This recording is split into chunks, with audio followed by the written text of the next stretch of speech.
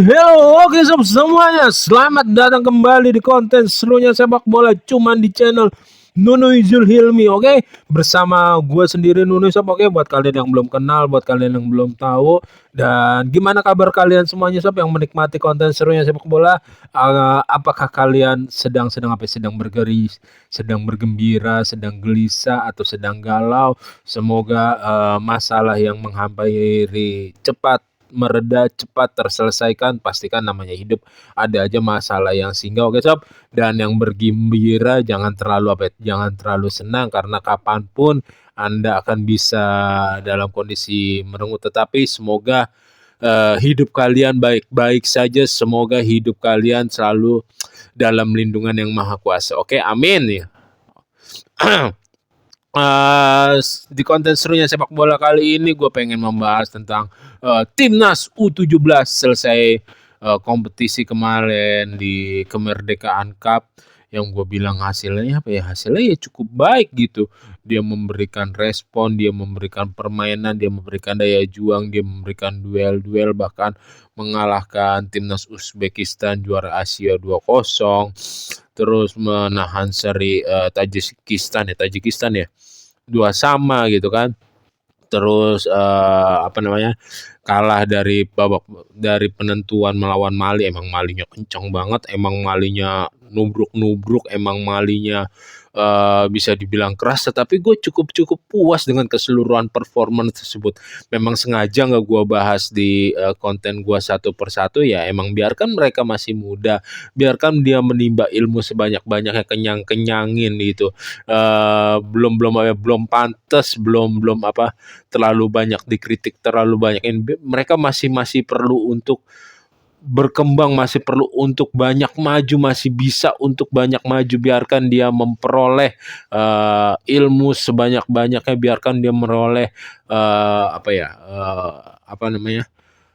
teknik kepelatihan sebaik-baiknya dan sebagus-bagusnya, oke sob. Dan selesai Kemerdekaan Cup kemarin,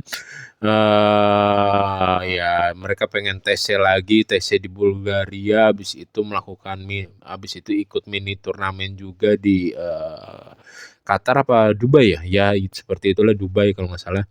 Terus di pas melakukan TC di Bulgaria akan ada akan ada beberapa uji coba juga dengan tim lokal, dan akan ada uji coba juga dengan sama-sama kontestan Piala Dunia U17 ya bisa dibilang PSSI juga begitu serius, begitu baik untuk biar tim ini bisa fokus, biar tim ini mempunyai mempunyai kredibilitas yang cukup, biar tim ini benar-benar siap. Dan di bawah Coach Nova ya, gue masih percaya aja. Toh buktinya di Piala Kemerdekaan kemarin juga hasilnya juga nggak mengecewakan, ada perlawanannya, dan Coach Nova kedisiplinannya juga bagus, dan anak-anaknya juga menuruti kata Coach Nova yang tidak aneh-aneh, tidak banyak yang melanggar. Kan mereka masih muda ya tahu sendirilah jiwa-jiwa berontaknya anak muda, tetapi masih bisa diredam dengan Coach Nova dengan baik, dengan Coach Nova yang mengajarkan kedisiplinan dengan sangat-sangat luar biasa bagus gitu sob, oke. Ya kita apapun hasilnya ya biarkan dia mendapatkan ilmu dan pengalaman mental yang baik, yang bagus, yang biarkan saja terjadi apa adanya. Ya tugas kita cuman ternyata Indonesia udah bisa sebatas ini loh, pemain mudanya udah bisa bersaing sampai di sini loh, oke. Pokoknya kita dukung terus langkah positif timnas U17 ini, dan gue masih respect banget di bawah Coach Nova, oke. Untuk poin selanjutnya yaitu Dewa United terpilih menjadi salah satu tuan rumah wilayah timur. Satu lagi kalau nggak salah tuan rumahnya tuh tim dari Kamboja kalau nggak salah. Dan Dewa United nanti akan bermain grup, dan di grupnya itu ada 4 tim, dan nanti juara dan runner up akan lolos ke semifinal bersama-sama dengan tim wilayah timur dari sisi atau grup lainnya gitu kan. Dan ya ini ajang pembuktian Dewa United juga di Asia. Semoga Dewa United bisa mengangkat ranking Liga Indonesia di Asia. Kenapa diadakannya sistem apa? Bisa dikatakan sistem zona sila, sistem zona gitu. Ya karena untuk irit budget gitu. Harus diakui sendiri kalau nggak salah gue dengar kabar AFC Challenge ini nggak ada sponsor ataupun sponsornya dikit, sponsornya kecil. Ya bagaimanapun juga tim-tim ini butuh pemasukan ya dengan salah satu poinnya mungkin bisa dijalankan atau bisa dilaksanakan di sistem zonasi ini. Oke sob, sistem tuan rumah ini gitu. Dan Dewa United terpilih, nanti akan ada pengocokan pembagian grup juga dan akan dimainkannya kapan tuh? Bulan Oktober apa November gitu, gue lupa pastinya kapan. Nggak lama kok jeda waktunya, cuman berapa lama gitu, nggak lama, pokoknya nggak lama jeda waktunya antara pertandingan di tuan rumah ini gitu. 4 tim di satu grup ini nggak lama kok waktunya gitu. Ya Dewa United harus berbenah karena kita tahu tim-tim kebanyakan tahu gitu kalau lawan Dewa United tuh otomatis Dewa United akan berusaha untuk menguasai pertandingan dan Dewa United akan berusaha untuk mengurung pertahanan lawan. Dan ya Dewa United harus mencari cara kita tahu di dua pertandingan liga pembuka Super League hasilnya nggak memuaskan dan itu nanti bisa dipelajari lawan-lawannya di AFC Challenge di kesempatan pertemuan ini gitu. Dewa United harus mencari cara gimana bermain lebih efektif lagi untuk membuka pertahanan lawan, skemanya seperti apa, taktiknya seperti apa, dan harus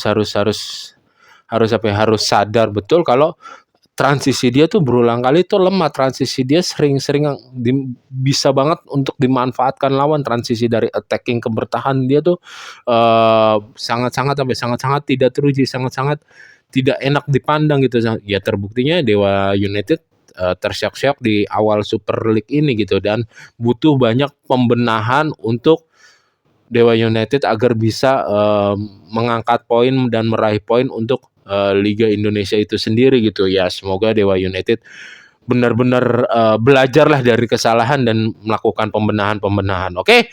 Dan untuk poin selanjutnya yaitu Persija Jakarta meresmikan kemarin pemain asing Brazil lainnya yang udah gue bahas di konten-konten gue sebelumnya juga. Persija makin beraroma Brazil, Persija makin berirama samba. Oke. Yaitu Bruno Tabarao yang bisa dibilang pemain apa ya? Pemain kelas A-nya Negeri Samba, bermain di liga atasnya Negeri Samba, bergabung ke Persija. Sedangkan kan kalau yang di Persija sekarang kan kebanyakan pemainnya kelas B atau kelas C gitu. Tetapi ini kelas A. Tetapi jangan lupa gitu kalau ini pemain kelas A, tetapi pemain ini punya riwayat cedera yang begitu panjang, riwayat cedera yang lama, riwayat cedera yang kambuhan gitu. Sebagai tetapi kalau gua melihat sendiri kan kemarin Bruno Taboro ini kemarin dan hari ini kalau nggak salah dia langsung latihan gitu, baik itu latihan di gym, latihan conditioning ataupun latihan di lapangan yang tidak terlalu berat fisik gitu kan. Bruno Taboro ini terlihat ya gue cukup suka dengan permainannya, cukup suka dengan otomatis gerakannya lah, cara dia ngontrol bola, cara dia untuk dribbling, cara dia untuk passing. Gua lumayan suka, lumayan menikmati, tetapi gua masih timbul pertanyaan dengan cederanya kambuhannya ini. Terus apakah dia bisa bertahan di Liga 1 yang kadang-kadang kan ritmenya sering kali ya lumayan keras sob gitu, oke. Dan ya Liga 1 juga sering-sering memakan korban juga. Kemarin kan terakhir si Beckham Putra tuh. Ya semoga cederanya nggak parah juga si Beckham Putra karena tim nasional kan membutuhkannya. Dia balik lagi ke Bruno Tabarao ini. Ya semoga Bruno Tabarao bisa langsung menyetel seperti pemain-pemain Brazilian lainnya kayak si siapa Alan, terus si Maxwell ya, menghadirkan gol indah. Terus si siapa yang nomor 10 tuh ya lumayan bagus juga penampilannya setiap pertandingannya di 2 pertandingan awal ini. Semoga langsung tertular ke Bruno, dan kalau misalkan tertular ya bisa dibilang ya dia kemungkinan lebih bisa jadi dibandingkan rekan-rekannya. Pastinya soalnya dia datang dari liga tertinggi Brazil, liga golongan A, liga grade A, dan ya apa namanya, semoga cederanya nggak menghantui dia lah di Persija Jakarta yang bikin lemes nantinya. Oke, sekian sob konten serunya sepak bola kali ini. Jika kalian menyukai dan menikmati konten serunya sepak bola, jangan lupa untuk subscribe, comment, like, and share, and see you and bye bye. Ingat sob, paling penting apa? Jaga kesehatan kalian. Bye bye.